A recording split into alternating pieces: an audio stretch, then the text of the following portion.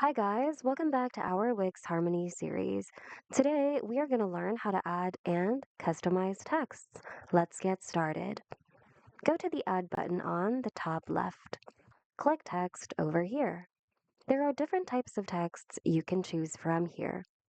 You have the headings, titles, paragraphs, text effects, text combos, and so much more.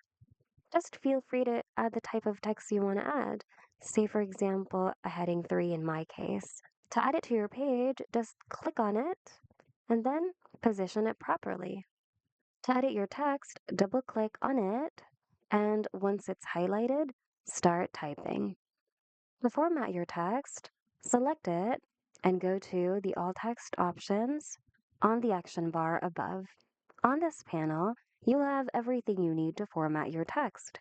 From here, you can select your desired font, adjust its size, and set its color. Select a style and set its alignment, and so much more. So feel free to format your text however you want to. And once you're happy with it, you can close this window or panel now, and your changes will just automatically be saved within the Wix Harmony Editor. And that's it. Hope you guys found today's video of help. If you need more Wix tutorials, check out our channel and consider subscribing as well. Thanks so much for watching, and we'll see you guys in the next video.